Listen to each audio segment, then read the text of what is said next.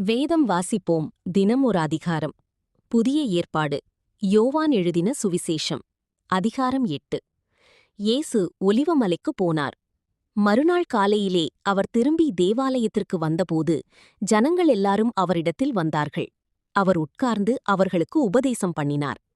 அப்பொழுது விபசாரத்திலே கண்டுபிடிக்கப்பட்ட ஒரு ஸ்திரீயை வேதபாரகரும் பரிசேயரும் அவரிடத்தில் கொண்டு வந்து அவளை நடுவே நிறுத்தி, போதகரே, இந்த ஸ்திரீ விபசாரத்தில் கையும் மெய்யுமாய் பிடிக்கப்பட்டாள். இப்படிப்பட்டவர்களை கல்லெறிந்து கொல்ல வேண்டுமென்று மோசே நியாயப்பிரமாணத்தில் நமக்கு கட்டளையிட்டிருக்கிறாரே, நீர் என்ன சொல்லுகிறீர் என்றார்கள். அவர் மேல் குற்றம் சுமத்துவதற்கான காரணம் உண்டாகும் பொருட்டு அவரை சோதிக்கும்படி இப்படிச் சொன்னார்கள்.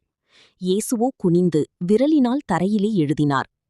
அவர்கள் ஓயாமல் அவரை கேட்டுக்கொண்டிருக்கையில் அவர் நிமிர்ந்து பார்த்து, உங்களில் பாவமில்லாதவன் இவள் மேல் முதலாவது கல்லெறிய கடவன் என்று சொல்லி அவர் மறுபடியும் குனிந்து தரையிலே எழுதினார். அவர்கள் அதைக் கேட்டு தங்கள் மனச்சாட்சியினால் கடிந்து கொள்ளப்பட்டு பெரியோர் முதல் சிறியோர் வரைக்கும் ஒவ்வொருவராய் போய்விட்டார்கள். இயேசு தனித்திருந்தார். அந்த ஸ்திரீ நடுவே நின்றாள். இயேசு நிமிர்ந்து அந்த ஸ்திரீயைத் தவிர வேறொருவரையும் காணாமல், ஸ்திரீயே, உன்மேல் குற்றம் சாட்டினவர்கள் எங்கே? ஒருவனாகிலும் உன்னை ஆக்கினைக்குள்ளாக தீர்க்கவில்லையா என்றார். அதற்கு அவள், இல்லை ஆண்டவரே என்றாள். இயேசு அவளை நோக்கி, நானும் உன்னை ஆக்கினைக்குள்ளாக தீர்க்கிறதில்லை. நீ போ, இனி பாவம் செய்யாதே என்றார். மறுபடியும் இயேசு ஜனங்களை நோக்கி, நான் உலகத்திற்கு ஒளியாயிருக்கிறேன். என்னை பின்பற்றுகிறவன் இருளிலே நடவாமல் ஜீவ ஒளியை அடைந்திருப்பான் என்றார். அப்பொழுது பரிசேயர் அவரை நோக்கி, உன்னை குறித்து நீயே சாட்சி கொடுக்கிறாய். உன்னுடைய சாட்சி உண்மையானதல்ல என்றார்கள். இயேசு அவர்களுக்கு பிரதியுத்தரமாக, என்னை குறித்து நானே சாட்சி கொடுத்தாலும் என் சாட்சி உண்மையாயிருக்கிறது. ஏனெனில் நான் எங்கேயிருந்து வந்தேனென்றும் எங்கே போகிறேனென்றும் அறிந்திருக்கிறேன். நீங்களோ நான் எங்கேயிருந்து வருகிறேனென்றும் எங்கே போகிறேனென்றும் அறியீர்கள். நீங்கள் மாம்சத்திற்கேற்றபடி நியாயம் தீர்க்கிறீர்கள். நான் ஒருவனையும் நியாயம் தீர்க்கிறதில்லை. நான் நியாயம் தீர்த்தால் என் தீர்ப்பு சத்தியத்தின்படி இருக்கும்.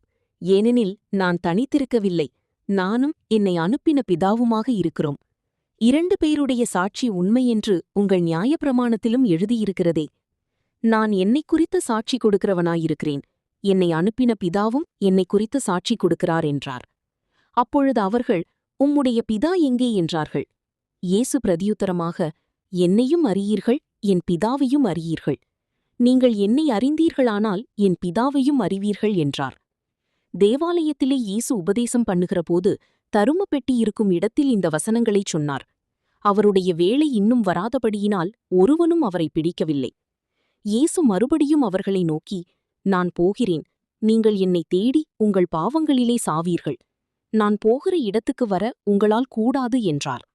அப்பொழுது யூதர்கள், நான் போகிற இடத்துக்கு வர உங்களால் கூடாது என்கிறானே, தன்னைத்தான் கொலை செய்து கொள்ளுவானோ என்று பேசிக் கொண்டார்கள். அவர் அவர்களை நோக்கி, நீங்கள் தாழ்விலிருந்து உண்டானவர்கள், நான் உயர்விலிருந்து உண்டானவன். நீங்கள் இந்த உலகத்திலிருந்து உண்டானவர்கள், நான் இந்த உலகத்திலிருந்து உண்டானவன் அல்ல. ஆகையால் நீங்கள் உங்கள் பாவங்களில் சாவீர்கள் என்று உங்களுக்குச் சொன்னேன்.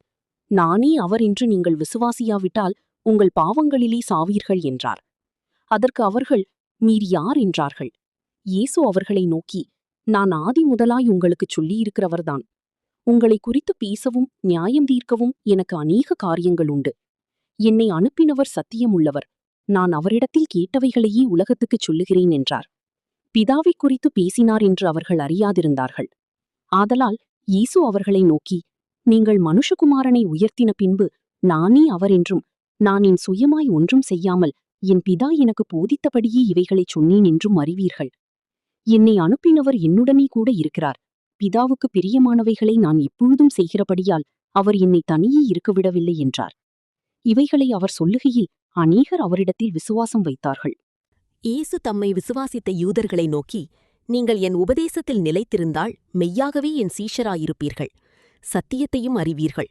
சத்தியம் உங்களை விடுதலையாக்கும் என்றார். அவர்கள் அவருக்கு பிரதியுத்தரமாக, நாங்கள் ஆபிரகாமின் சந்ததியாயிருக்கிறோம்.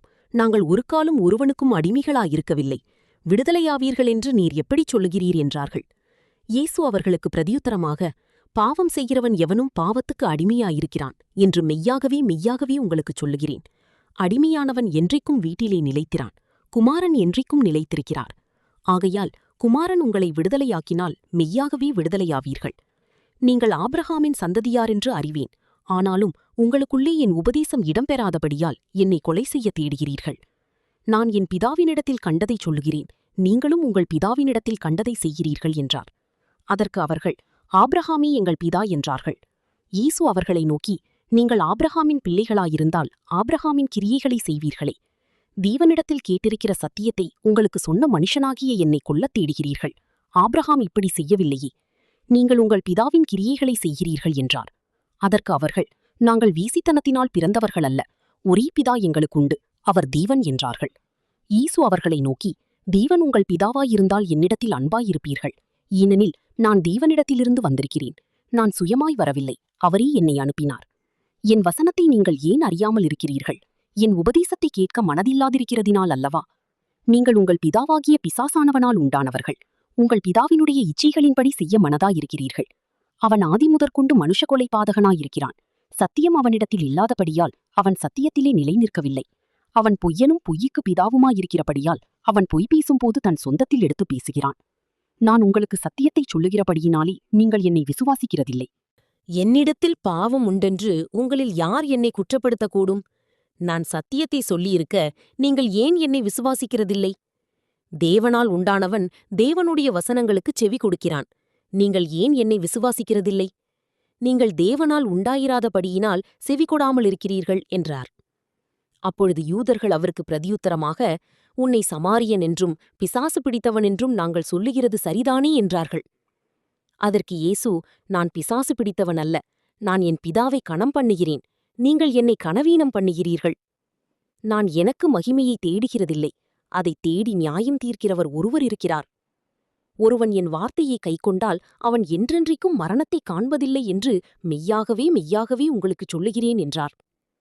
அப்பொழுது யூதர்கள் அவரை நோக்கி, நீ பிசாசு பிடித்தவன் என்று இப்பொழுது அறிந்திருக்கிறோம். ஆபிரகாமும் தீர்க்கதரிசிகளும் மரித்தார்கள். நீயோ ஒருவன் என் வார்த்தையை கைக்கொண்டால் என்றென்றைக்கும் மரணத்தை ருசி பார்ப்பதில்லை என்கிறாய். எங்கள் பிதாவாகிய ஆபிரகாமிலும் நீ பெரியவனோ?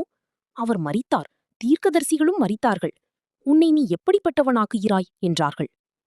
இயேசு பிரதியுத்தரமாக, என்னை நானே மகிமைப்படுத்தினால் அந்த மகிமை வீணாயிருக்கும்.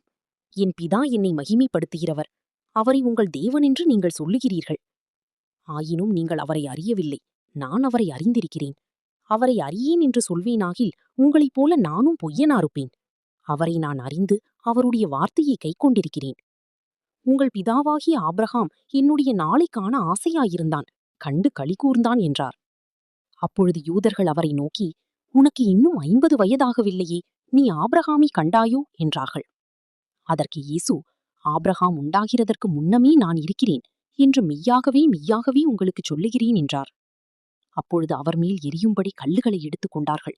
இயேசு மறைந்து அவர்கள் நடுவே கடந்து தேவாலயத்தை விட்டு போனார். ஆமீன். கர்த்தருடைய ஆசீர்வாதம் உங்கள் மேல் இருப்பதாக. ஆமீன், ஆமீன்.